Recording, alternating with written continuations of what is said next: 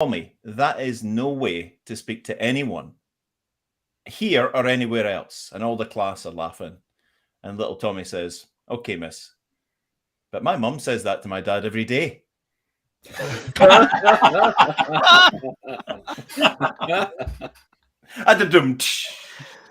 Very good. Very good indeed.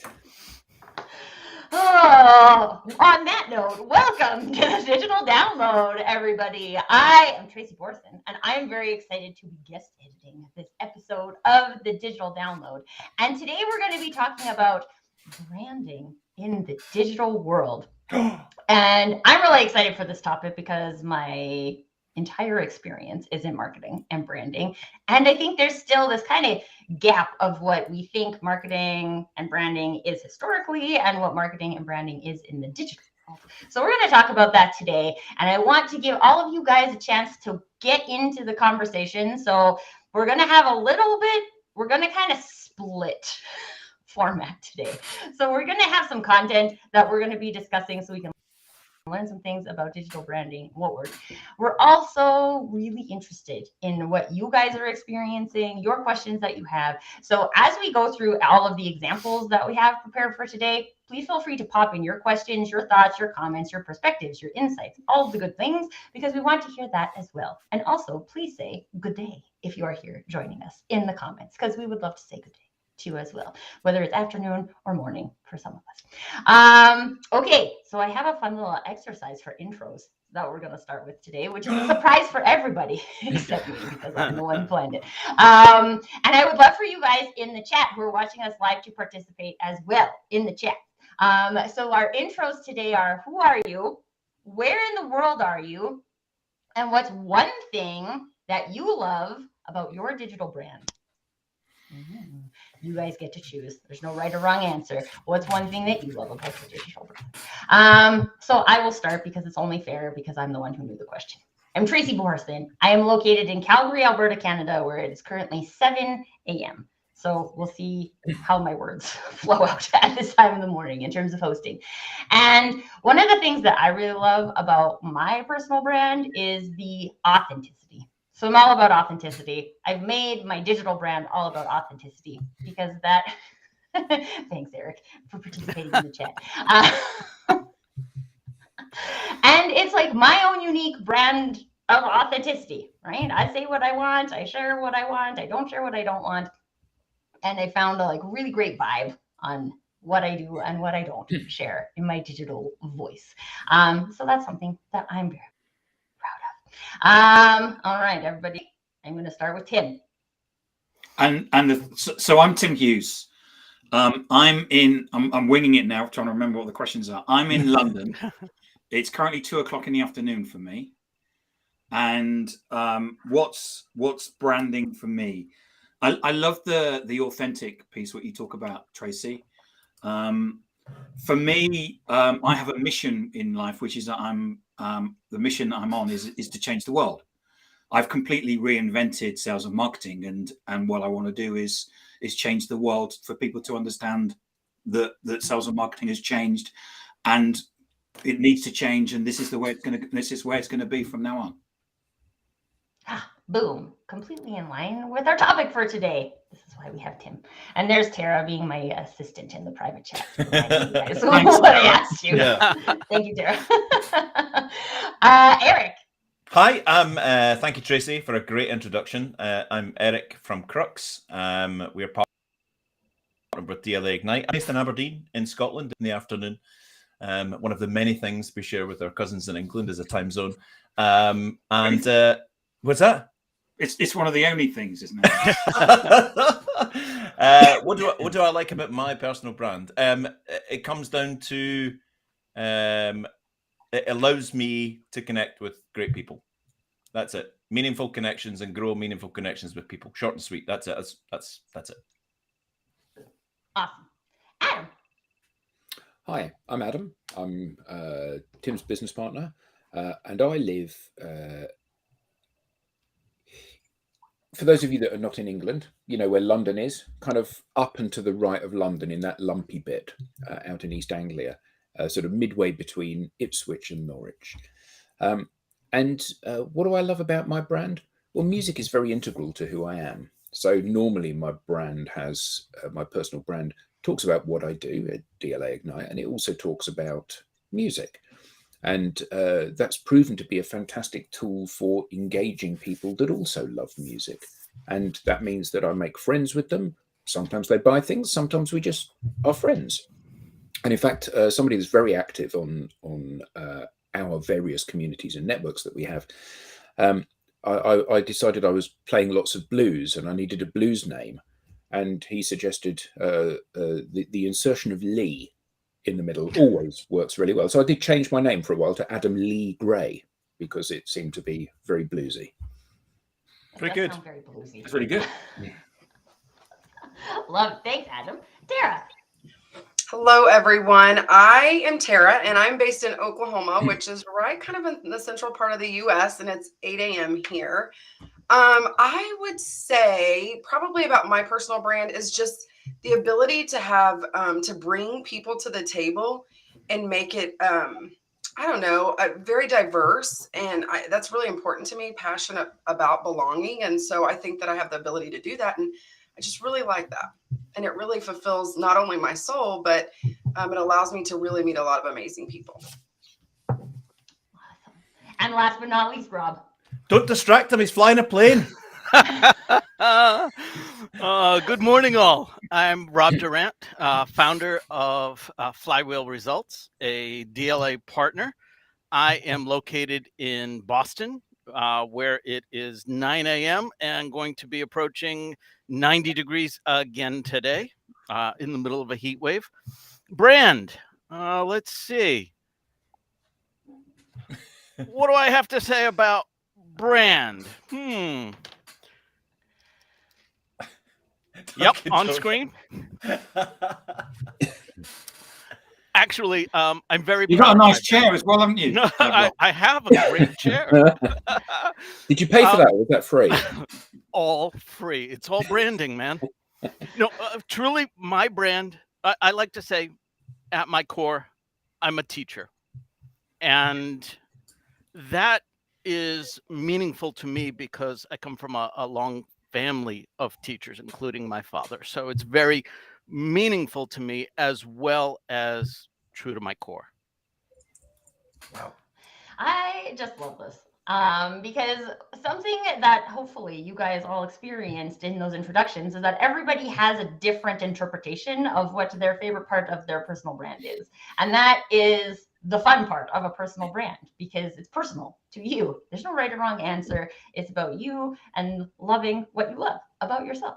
So that's going to be kind of the central crux of what we're talking about today. There you go. Extra. You're welcome, Eric. And so we're going to be talking through the first part of the show. One, I do want to remind you guys too, everybody did a very good job of sharing where they are from in the chat. But we would also love to hear what's your favorite part of your personal brand in the chat. So share that as well, because this is where the conversation comes. Where we're. Can I just ask before we go? I don't think Fortune's ever been with us before. Fortune has just joined us. Yeah. Chin and Yenwa Fortune. What a fantastic name. I think Fortune's parents held her up and said, what will we call this beautiful young child? We'll call her Fortune, right? Fortune. My parents held me up and said, we'll call him Eric. You know what I mean? Yeah, you drew the short straw, didn't you? Yeah, who calls a beautiful, well, I don't know if it was beautiful. Who calls a brand new baby Eric? Yeah, Fortune, welcome. Good. Which part of South Africa are you in? I love South Africa. One of my favorite places in the world. Yeah, let us know. Yeah, welcome. Welcome, everybody, and welcome specifically our Welcome. new people. I am also fairly new to the digital download, so thank you, Eric, for that call out for our new members. Okay, so we have a few of us have some prepared collateral, some prepared discussion for today. So I'm going to give everybody an opportunity to share some examples of what we see in terms of digital branding, and then we're going to have a conversation around, I don't know, maybe the good, the bad, the ugly of what we see in digital branding today. So Tim, would you like to start with your share for today? No pressure, Tim. Feel the fear. Feel the fear. Feel the fear. Yes. So what I wanted to share was Wendy's post. Wendy's doing a set of videos, and which is 5 o'clock with Wendy, where she's talking with customers about certain aspects of what the customers are doing. So it's educational, but also, you know, it's also a brochure, because it's talking about what the customers are doing with the products.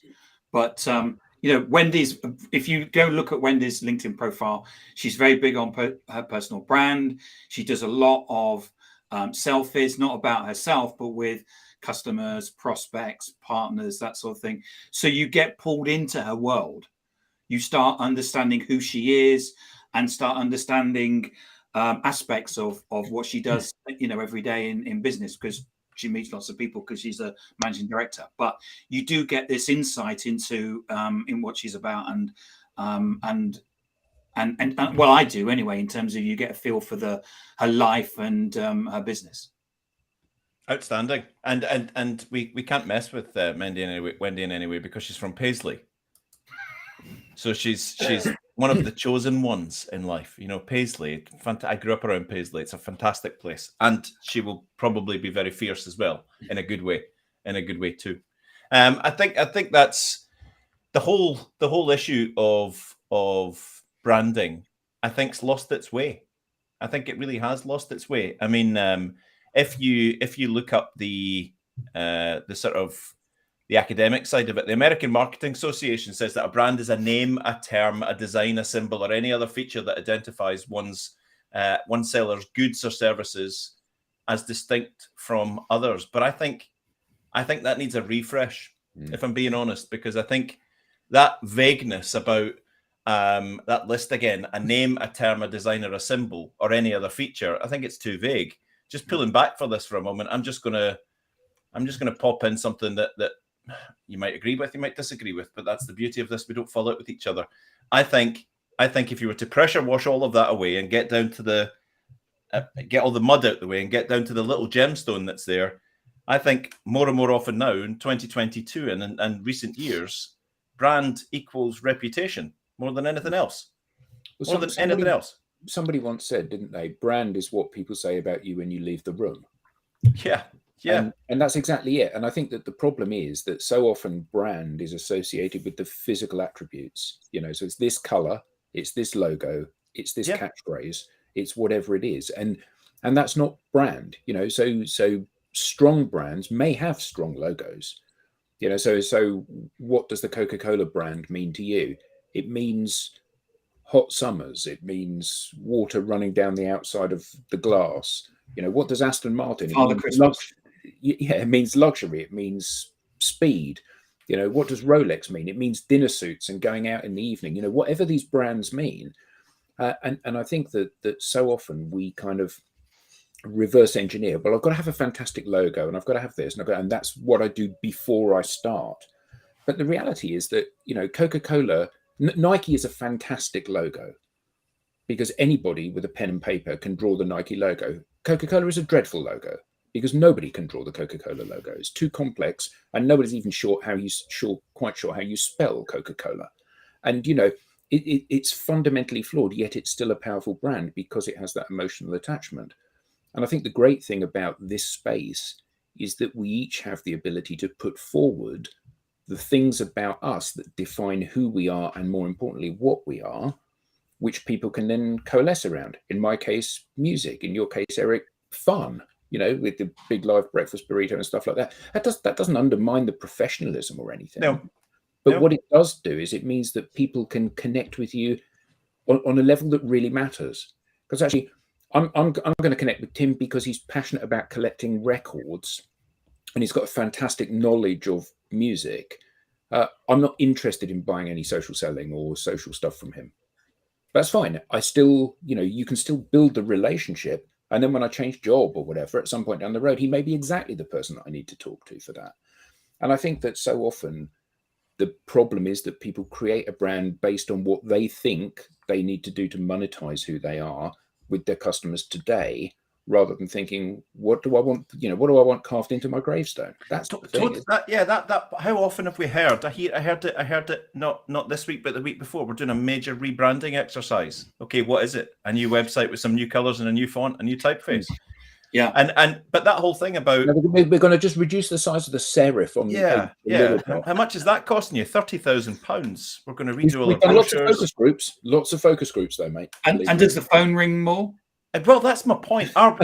If we sit down and say what is our brand, and we've got some marketing leaders on the show today, it'd be great to hear their perspectives on this. If we sit down as a leadership team, or if you're a one-man band, sit down with yourself on a piece of paper and say, what is it that I need to be known for in this world? Now that might be a leader in this, or just marginally good at that, or whatever. What do I need to be known for? And the question is, do I have that reputation? Do people understand that is what I want to be famous for and known for? And whether it's my knowledge, my service-mindedness, my good person, do I have values? When we hear, well, our brand is our values, well, that's great. But do people know them, and do people associate them with your reputation? Do they think of you as best in class, or are you invisible because of them? If your brand is your products and services, great.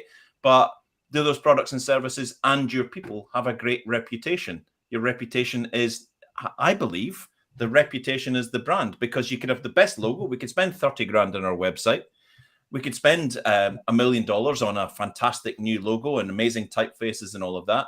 But if your reputation sucks and it's in the pan, what's the point? Values are meaningless if your reputation is not great and you're not playing them out. If your brand's about quality, does the world agree? Does the world agree? It's a reputation for me. Well, and I think that ties into what Adam said about the experience that other people have of you, right? This isn't really my opinion of myself. It's other people's opinion of me. If other people can show up and say, yes, they're about quality, then I'm living my values. But just far too often does the values exercise get stuck at, let's put something good on this list of values that we have. And then we'll go back to our day-to-day work, and our actions don't align with that whatsoever. Because I just wanted to pick up what Kimberly said about fascinating insights and loving the conversation. Is that what our brand is for Digital Download? Oh, hopefully. Well, when we decided to do it, it was actually part of it is also educating, but it was about giving fascinating insights and having a great conversation at the same time. Anyway, please, sorry, Tracy.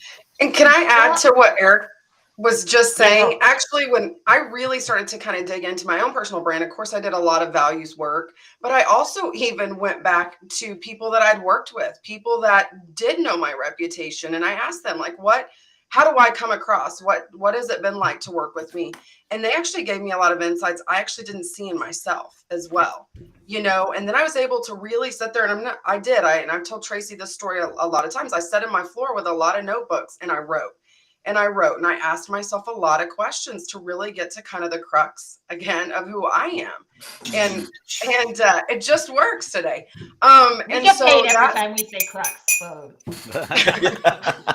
And I totally didn't even mean to do that, but I just wanted to play on that because it really is. It wasn't like I just walked out of my corporate career and just decided like, this is it.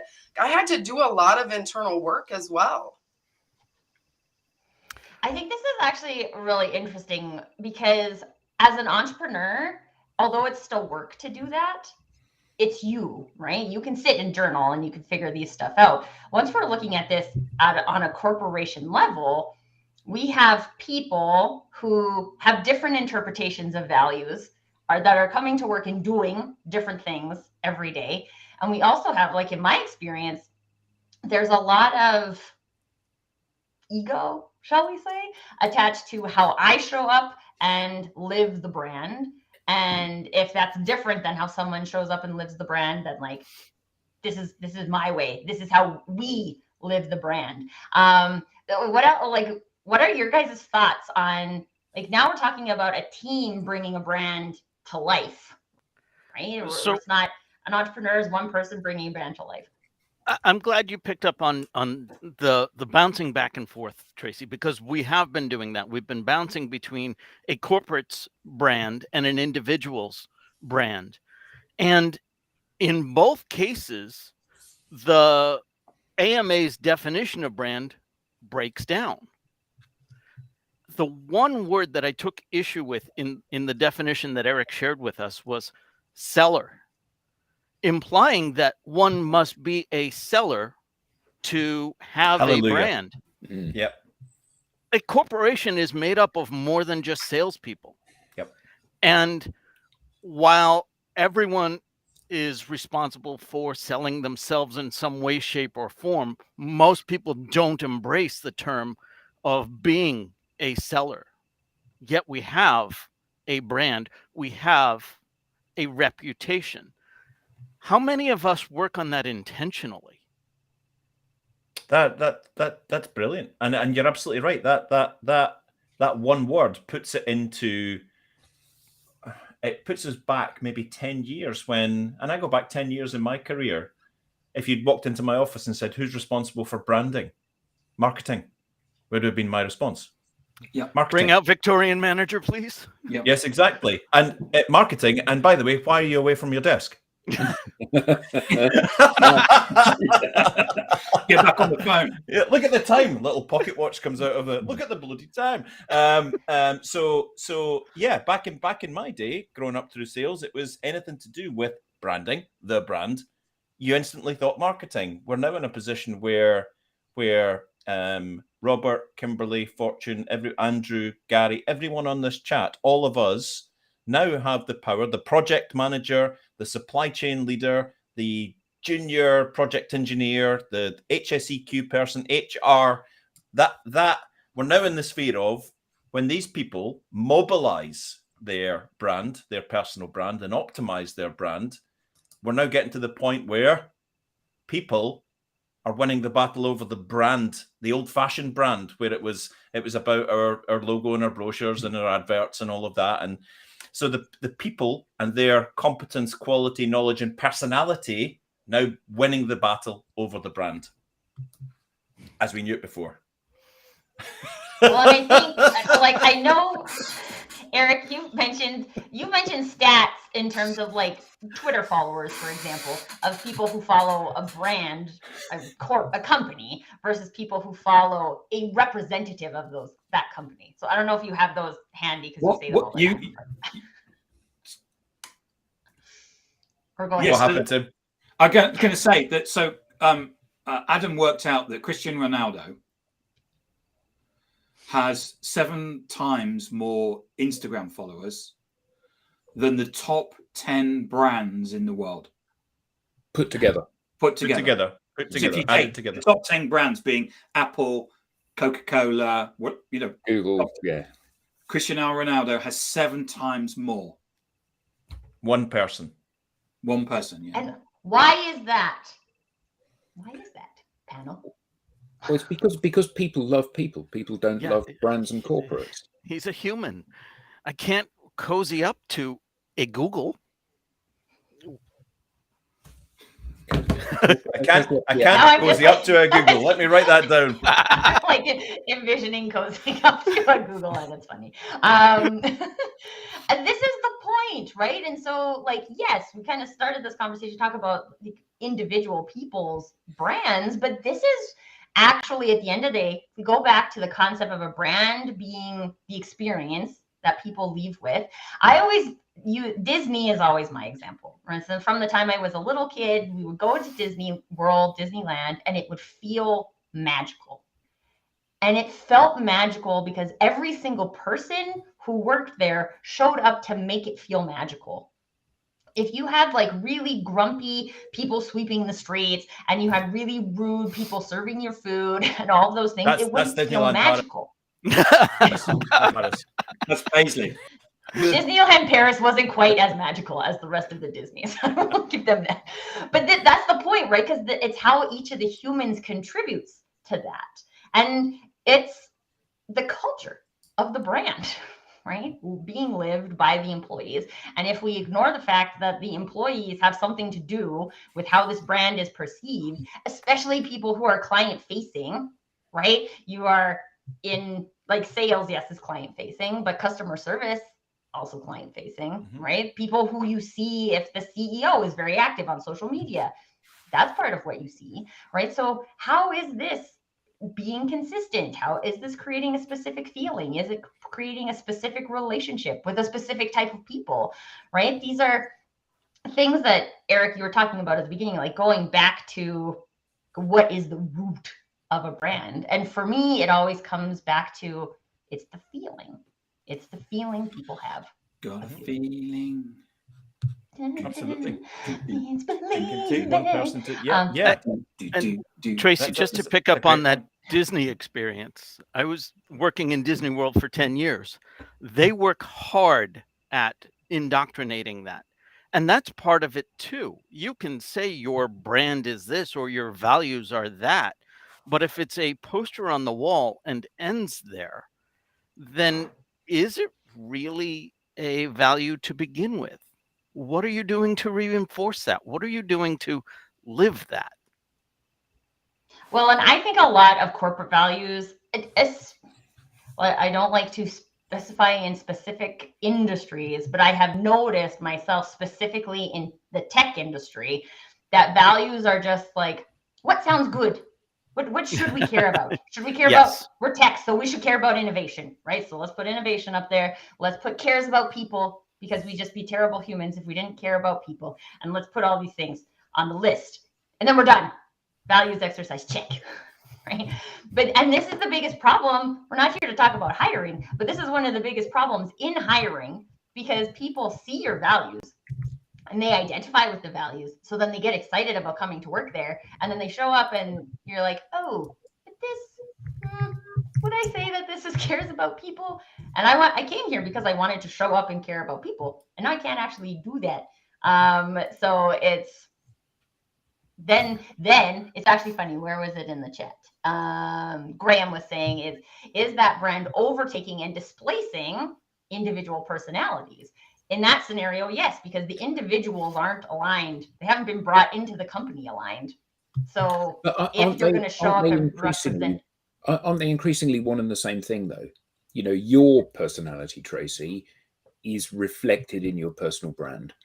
Now, I think that somebody said about how social media, it's not just about being authentic and taking your whole self, but it's about taking your best self into this environment. Because, you know, there are elements that don't translate well, you know, things that actually are private rather than personal that you don't want to put in the public domain.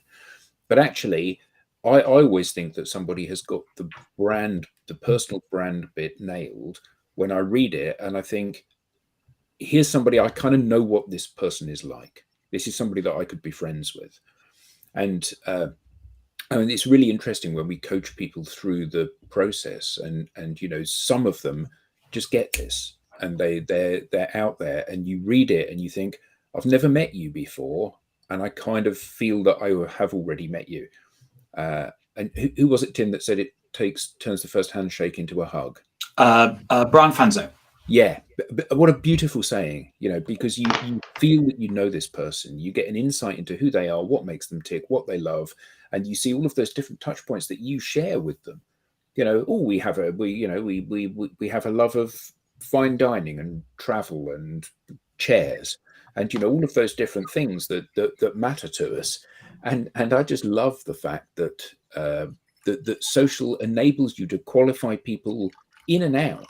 And not from a sales perspective, but from a I like you perspective, or here's something that we have in common.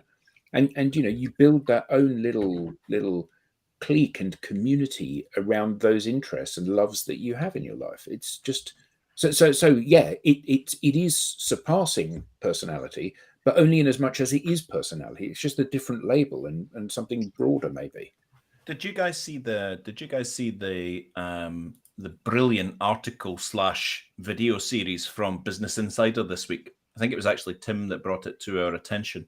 I don't think I did. A 6-minute video with all the CMOs being interviewed in Cannes. In Cannes, yeah. So there was the Cannes Lyon International Festival of Creativity back in June. Business Insider, Elissa Zhu and Julia Hood put this together, this video. Must have been a horrendous trip for them to have to go to Cannes and kick about in the sunshine and interview. It looked far too hot, didn't it? They look far too hot, absolutely. So they got marketing leaders and other operational sort of creatives from Diageo, Amazon, MasterCard, LinkedIn, TikTok, Accenture, Lego Group, Deloitte, EY Americas, Lowe's companies, and Snap together for this brilliant video. And they said, what's changed during sort of like the lead up to the pandemic, and what's going to stick with you? And there are some thumping statements made in there. Julia Golden, the Chief Product and Marketing Officer and Executive VP at Legos Group, said, "We really believe creativity is an essential skill for everyone in the world today and the world of the future. If you believe that creativity is not your job," and then she kind of stutters a little bit and says, whether you work in supply chain, whether you work in shipping, logistics, we really believe that everyone has to be creative. Susan Council, Chief Marketing Officer at Deloitte US, said, "Work is everywhere. We are everywhere as people. And that mix of what is both personal and professional has become very, very blurry. In that world, our employees have a lot of agency, and it's something we have to really think about and lean into." Why? Because it's becoming bigger than the brand. That agency that they have that she talks about. I mean, why are these people thinking about leveraging that agency that their employees have? Why is Julia saying we all have to be creative? For what purpose? It's to tap into the modern brand equation of reputation, personality, relationships, community, and all of that. There is a major, and there's so much gold in that video. When you look behind the words, ask why she's saying that. Why are they having think tanks and think groups to lean into the agency that their entire workforce have? Because the light bulbs are going on that actually it's not about our lovely Deloitte typeface and our logos and all of that. The power is in the people in the offices and working from home that are on our payroll. And how do we mobilize that and how do we optimize that? I thought it was excellent. There's actually one person on there that's actually not name checked, which is a real big pity, because she's the one that, for me, is the thing that resonated with me most of all, which is that, and she said, "I would say that the biggest changes that we are dealing with as companies is how internal and external communications and marketing are one of the same. Every single day, there is something going on in the world that our employees want to be involved in. If we talk to them, the employees, internally, our employees are going to take that information externally, so that the lines between internal and external communications have completely collapsed. It's now one communication." Yeah, she's the one person that doesn't have her name bar on there. Doesn't have a name bar on it. No. Yeah, it's a shame. Yeah, terrific statement, thumping. So the big leaders and big companies are sitting around going, "Oh, the world has actually changed. They were right." But has that filtered across the entire bandwidth of the company? So I can't help thinking that when I hear stuff like this, and we see these statements and these videos and whatever pop up from time to time, where they're loaded with incredibly valuable comments that really do light the way ahead for where we're headed and how work is transforming and has indeed already transformed. But it strikes me that a lot of these people are the CMO at Deloitte and the head of innovation at Lego, and so they're these people that work in arguably ivory towers. They're in this narrow silo where they're thinking in a very cerebral way about what's going on, and they're kind of projecting that. And then you get down to the people that are at the coalface, and they've got no idea about any of this stuff because it hasn't been communicated to them, and they really don't embrace the fact that we're all on this journey of change, and it's scary, and it is going to change your job, and it is going to make things very uncomfortable some of the time, but we don't have any choice. I think it was you, Rob, that said change is something that's either going to happen with you or to you, and actually you don't have any choice in this. Yeah. So, short answer to your question, Adam, no, it hasn't matriculated through the organization, and I can provide evidence. Wasn't it Steve Jobs who said, "I hire people for their talent, and then I get out of the way and let them do that"? I realize I'm paraphrasing, but that was the intent. And wasn't it Apple that said, "You must come back to the office"? That blew up in their face. Yeah, very good point. They had spent, was it $2 billion on a lovely new office? Haven't It they? was a So, pretty office. I get it. yeah, Adam and I have both been there, and it's beautiful. I mean, you can, it's like you can touch the side. It's like It was a like a donut. museum. It's gorgeous. I think this is an interesting part of the conversation though, because I think a lot of that, the work in the office, what the office looks like, how the office feels, right? Like that has been a big part of internal branding for a lot of these companies, especially the tech giants, right? The Googles, the Apples, the Facebook, right? Like they put so much money into creating their brand in a physical space. And so there was a level of attachment to, if we're going to execute on this brand promise that we promise people, people need to be in the space in order to do that. Let me just clarify. When Tim and I went to California last time, we went to the Apple headquarters, and you definitely would say that. And in fact, by mistake, we went to the old Apple headquarters, and you would even say it about that. We also went to the Google campus, and it was like a derelict housing estate, like Castle Milk, Eric. It's just absolutely shocking place. Those beautiful sculptures of the different Android things, lollipop and ice cream and this kind of thing. They were basically broken. The Android thing had an arm missing. It was just, the whole place was falling apart. So they don't all invest fortunes in this, I can promise you. But they had slides. Yeah, you're right. They did have. Have you guys seen the Bill Burr, the comedian, his take on Steve Jobs? Really quickly, it's really funny. It just made me laugh when you mentioned Steve Jobs and Apple and all of that. He says he starts by saying Steve Jobs has changed the world, right? And the audience go, yeah, and he goes, fraud. He's a fraud. He's a fraud. He did nothing. There was 55 nicotine and caffeine-addled tech wizards sitting in a room shaking, and he would kick the door open and go, all right, you see that record collection of mine there? I want it in a box by Friday. And they're like, oh no, how do we do that? I want all of those records, and how do we put all of his records into a box? You've got a year. Cancel your holidays and all birthdays with the kids. See you later, guys. Anyway, sorry about That might not be too far off. Absolutely. But there's also a level of, here's the big idea, right? This is what we're doing. You have the agency. You need to make this happen, because I don't actually know how to make that happen, right? If someone told me to put all the music records in a box, I would put them in a physical box and be like, here we go. I'm going on vacation. Just put them out with the trash. Yeah. No, I don't put records in the trash. I have my record player. We can talk about records, Tim. But I think it's just, there's so many dimensions of this, right? When we get attached to like how much of our brand is attached to being in the office. And then why do we think that people need to be around slides or have napping pods? I haven't actually been to any of the campuses. I would love to go check them out. But like, do they need this? Do they need this to have that agency? Because now if we're talking about, like, this is what we're talking about today, branding in the digital world, right? So now if we're going to say these people aren't coming to the office, they don't get the feeling that we've created in the office. Have we done a good job as a brand creating that feeling with them through our actions? Because our actions is actually what's going to do it at the end of the day.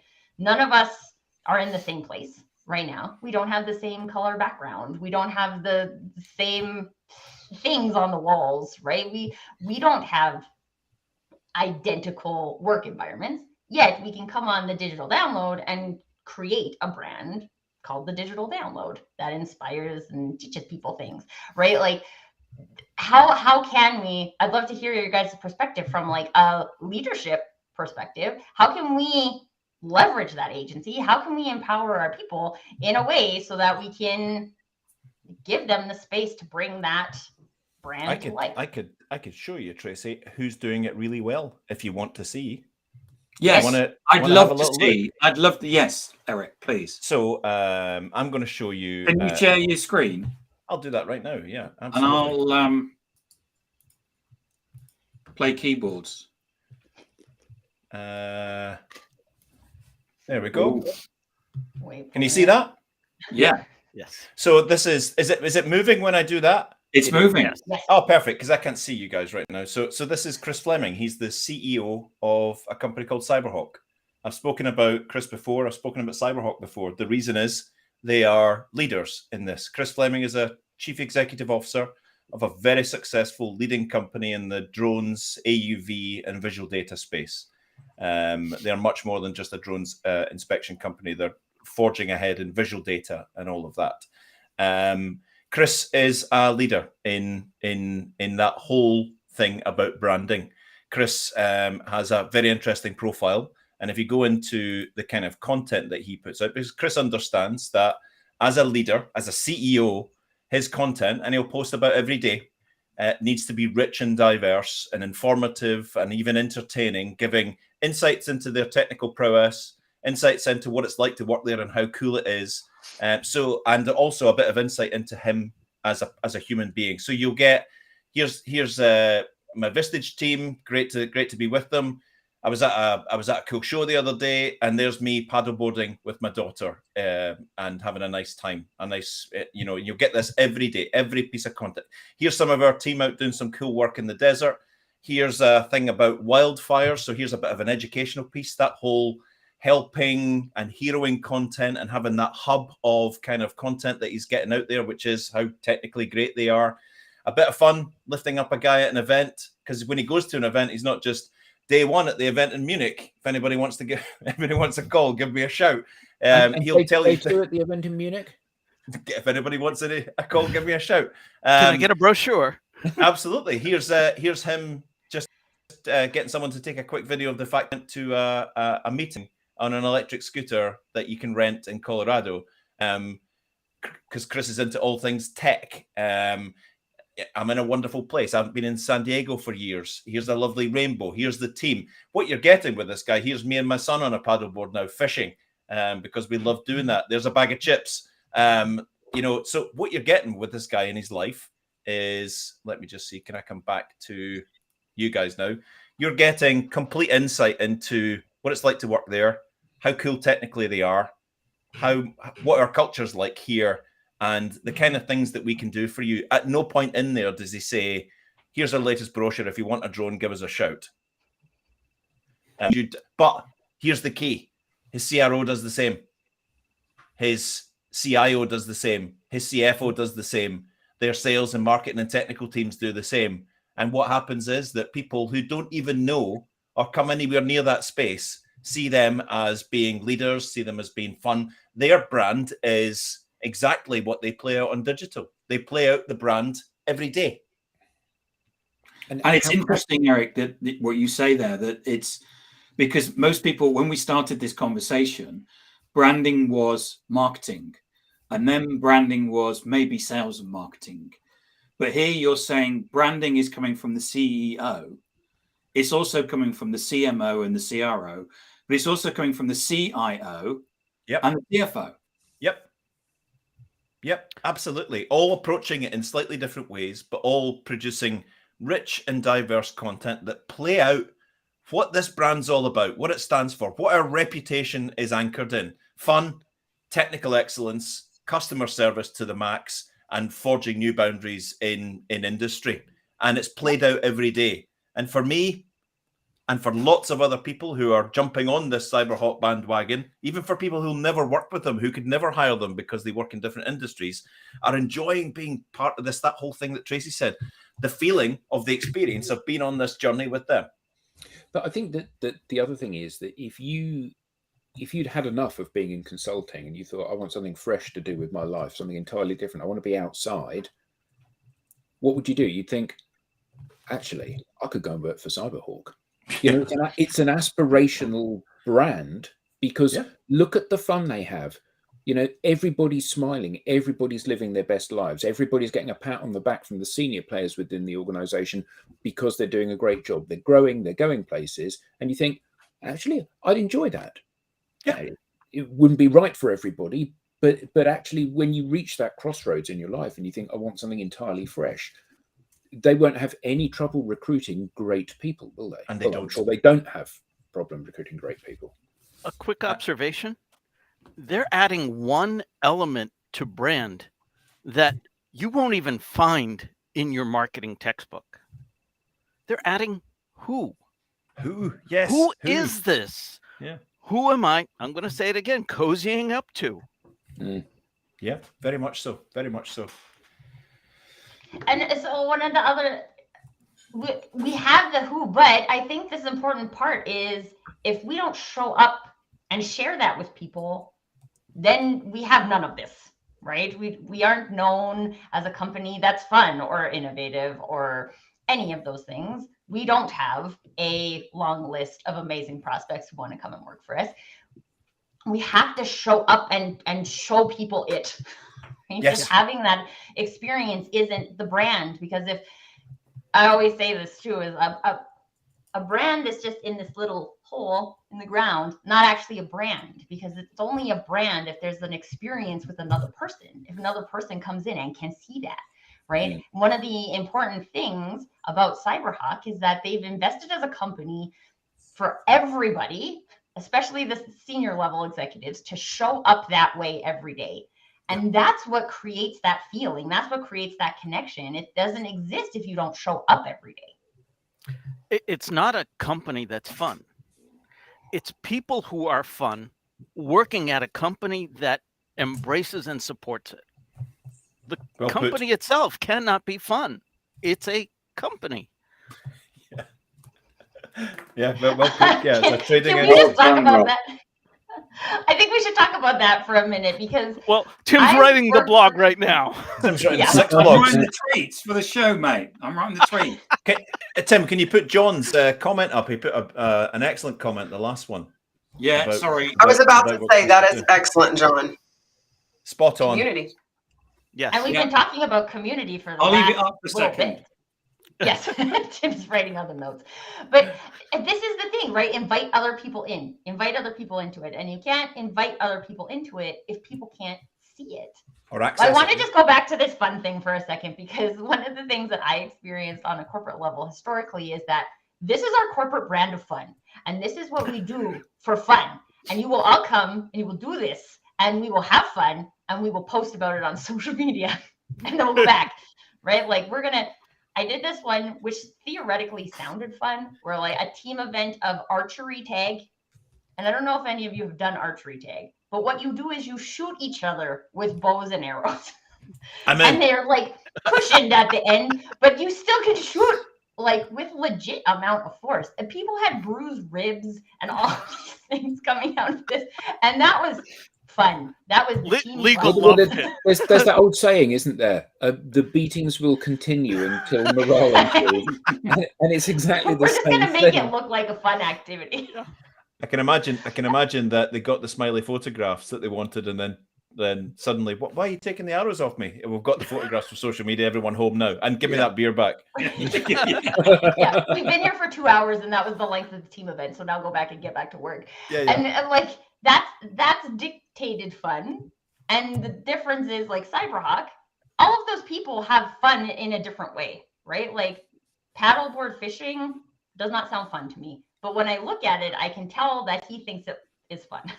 Yeah. Right? So you still get the fun vibe, even though that's not what I would choose for fun. And I'm sure each of the executives has a different thing that they find fun, but they have the agency to show up and share what's fun. So the other people who think that that's fun can come and hang out on their page.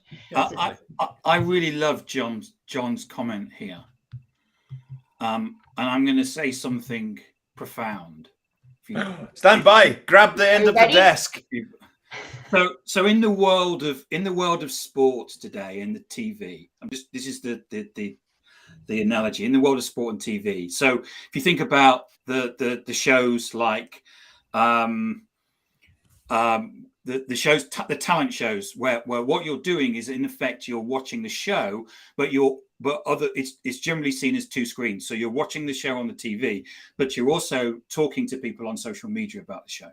Yeah. So what they've done with the show and what they do with sports, they don't do it very well here in the UK, but they do it excellently in the US, is that there is a sports game taking place within an arena, but because they've got great Wi-Fi, the sport game is actually taking place outside in the car parks and actually taking place in the homes. So there's a conversation that takes place.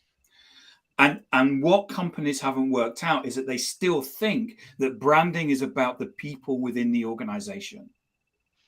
And John hits the nail on the head, which is it's about community. When Andrew, John, Suzanne, Nicola, Fortune basically talk in the digital download, they are DLA Ignite employees.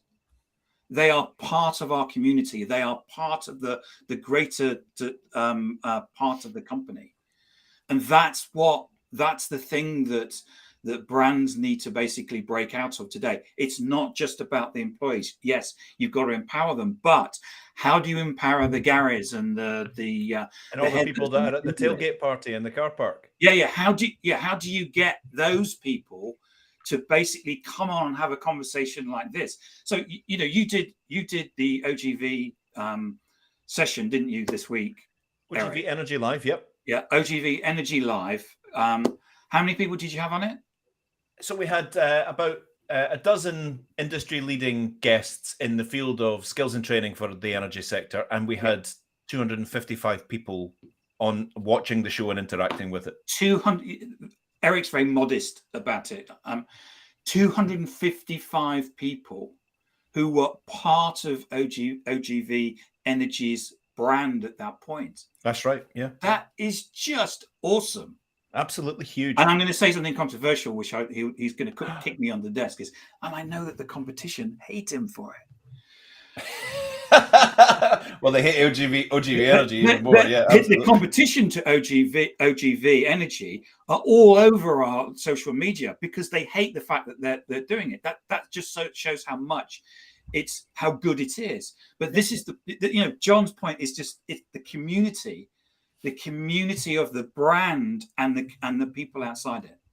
So here's the thing. That's the digital empowerment. Sorry, that's the part of that whole thing that you're talking about is played out on social media, right? And this is so I always ask organizations and leaders, we always ask organizations and leadership teams when we first meet them, who runs the most successful LinkedIn live show that's about your sector, and it's interesting.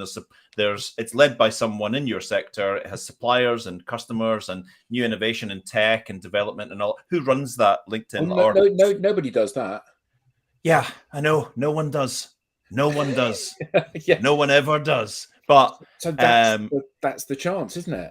How much training did you have to set up this show, Tim? Me?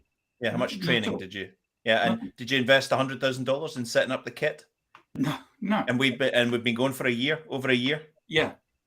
And this is probably one of the leading shows about digital transformation on the internet. I contacted Sam Kelly, my mate in Ireland, who was doing a show, and I said, Sam, you're doing a great show on Restream. Show me how to use it. 20 minutes, and I'm away. Yeah, exactly. So, and then you and I got together, and then we've been doing this for a year. Has anyone ever sent you a note saying, I tuned into your digital download, Tim Hughes, and I found the production value and scripting appalling, and I will be disconnecting from you forthwith? No, but they will do now. They will do now. Yeah, absolutely. So the fact is, if part of all this branding and feeling and reputation of all that is being played out on social, short form posts and content are going to get you so far.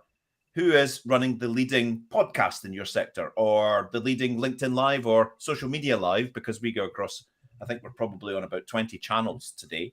Who's doing that? Because look what it does. It brings community from the tailgate party into the arena. Yeah, and let's come back to the community aspect. People wanting to hang out with people, about feeling a part of something, right? Like this, it's not about. And when you go back to that original definition, right, it speaks very highly still of the colors, the logo, and people now in the digital world, we extrapolate that to production value, right? Yeah, that's right. I gotta have an intro video and a countdown thing, and I gotta have sponsors, and I gotta have all these. No, you don't have to have any of that. You have to show up and have a conversation about something you care about. Yep. And you can't even have music. About. Yeah, there's some Twitter Spaces people I know, and one of them put out a question recently: why aren't brands talking to us about sponsoring our shows? And I said, because it will destroy your show. and I was told I was being controversial. Ooh.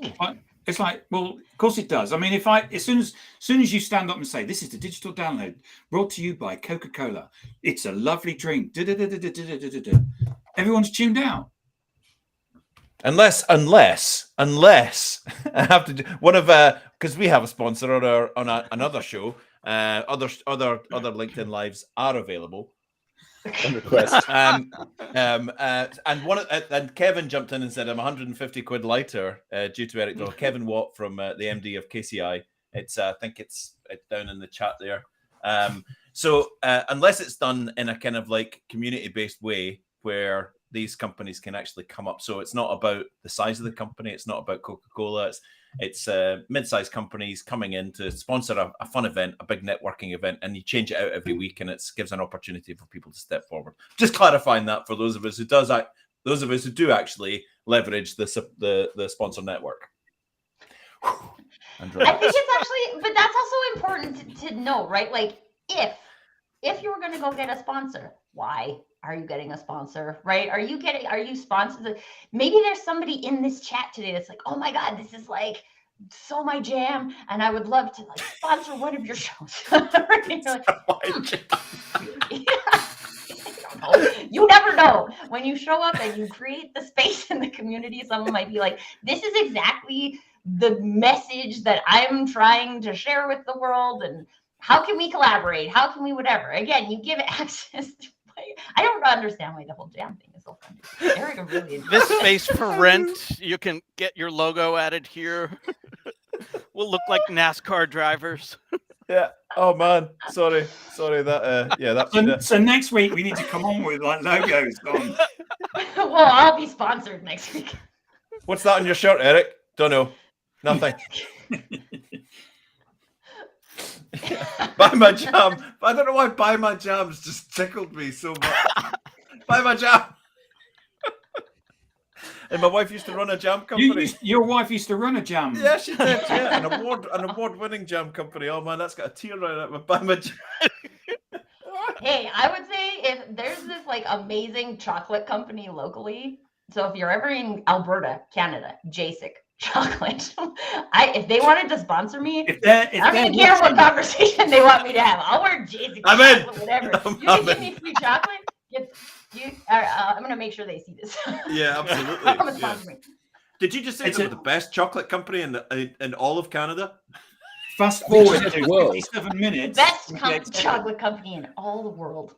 57 minutes. To be fair, they can get the cucumber flavor in chocolate. I didn't even know there was enough flavor in cucumber to put it in chocolate. Now we're off on it. But anyway, cucumber if chocolate. If you're here, come check it out. I can't ship it though because it'll go. This is such an amazing conversation today, you guys. Does anybody have any like final thoughts on branding in the digital world that everybody needs to remember? So we talked about a lot of amazing things today. Final thoughts, just in summarizing.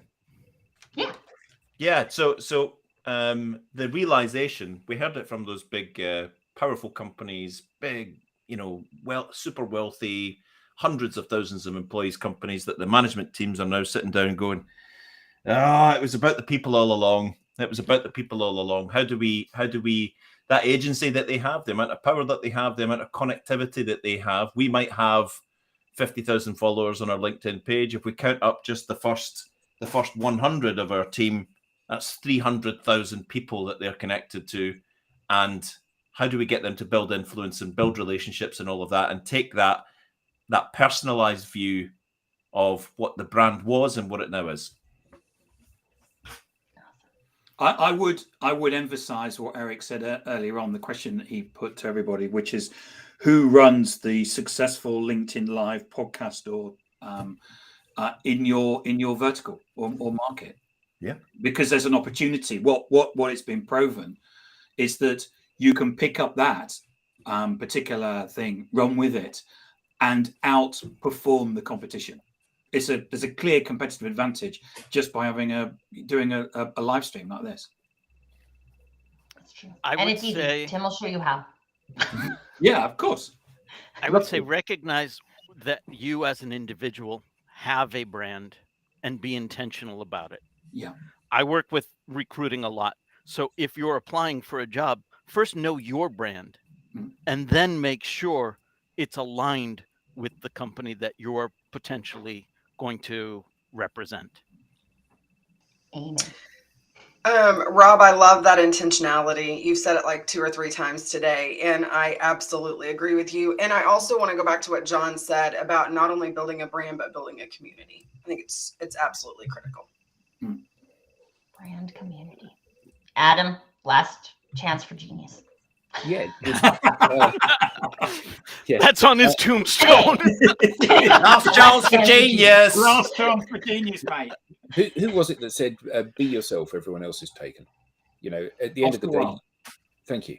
You are your only USP, and you're the best thing you've got. So, does it mean that everyone's going to like you? No, but some people will love you, and that's a big step forward. Beautiful. And I think there's so much opportunity to create love amongst people for your brand, but only if you show up and show it to people. So remember to show up as well. All right, that's it, you guys. Wow. Thanks for joining us for the Thank digital you. download today. Tracy, Come back that was, next week. that was Well done, amazing. Brilliant. Tracy. Thank you, Well done, Tracy. Thank you, Tracy. That was awesome. What's that in the private chat? Tell us to do it next week. Oh, that's a bit Excellent. Well done, Tara. No pressure. harsh, Tracy. It's a bit harsh. Bye,